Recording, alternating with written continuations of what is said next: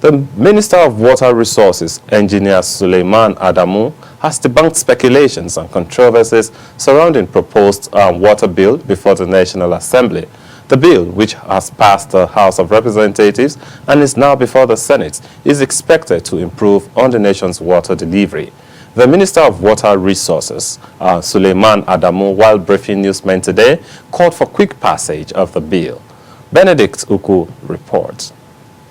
The Water Bill is an act to establish a regulatory framework for the water resources sector in Nigeria to provide for the equitable and sustainable redevelopment, management, use and conservation of Nigeria's surface water and groundwater resources, specifically transboundary rivers.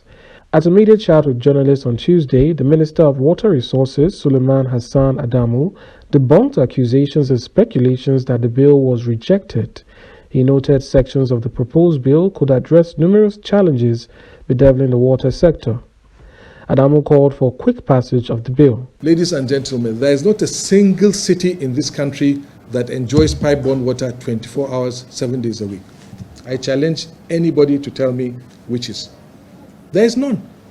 And the efforts we are making is to improve that. We have subscribed to the Sustainable Development Goals that everybody must have adequate water supply, sanitation, and energy by the year 2030. How are we going to do that? If we continue to rely simply on budgetary allocation, it is never going to happen. So we have to think outside the box. And these are some of the things we are doing. So it is quite an irony that a government that is trying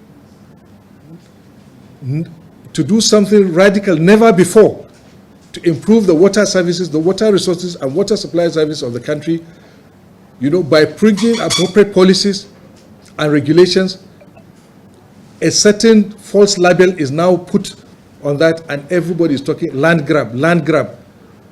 Go and look at the bill. The only place where land is mentioned is in relation to the River Basin Development Act that is existing.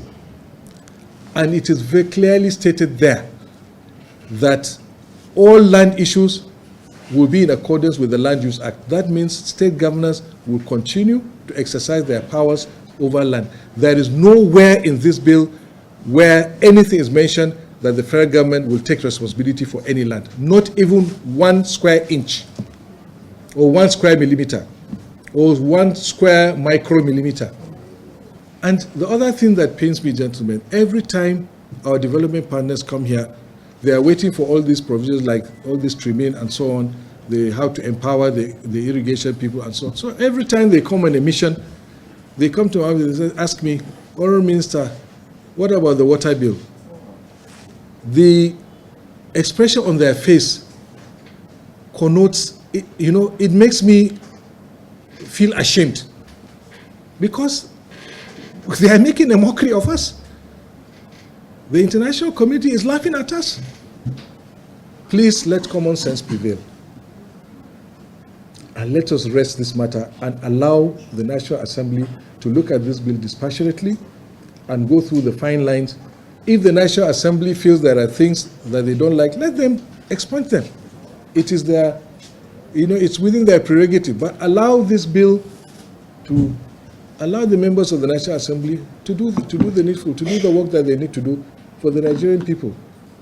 Highlighting some advantages the bill would proffer, Adamu noted, amongst others, creating revenue for private sector to come in and join the federal government. And this is not to say that we are privatizing water. No. We are saying the private sector, we need to bring in the private sector to be involved, especially in the management of water service delivery in the country, to run maybe these water agencies profitably, or at least be able to recover the cost of what they are doing. Go and see. Most of the water schemes that are existing in this country were created, were established 30, 40 years ago. Very few in the last 20 years. But almost, if you take on average the entire country, they are operating at below 40% installed capacity. Meanwhile, our population has probably tripled.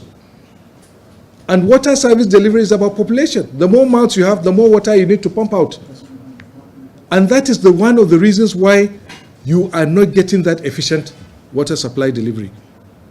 So we need a strong regulator an independent regulator to provide that comfort for private sector to come and join hands with government to improve the water supply delivery of the country. Also speaking, the Executive Director, the Nigeria Integrated Water Resources Management Commission, Bachir Makashi, noted that the bill will address conservation of customary law. Item number 9, public-private partnership. The bill will assist in accelerated water infrastructural development as private-public partnerships are introduced to invest in the provisions of instruments for dam construction and protection and the production of water facilities. Item number 10.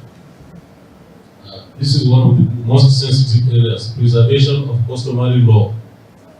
Where a statutory or customary right of occupancy to any land exists, the bill protects such owner by preserving, protecting, and recognizing his rights to take or use water without charge from underground water resources for domestic use. The bill also identifies that if you are taking water for personal use, or you are irrigating, you are taking water for your personal use, there is no charge for you. Unless you use it for work or for any industrial use, then you have to pay a certain fee to the government.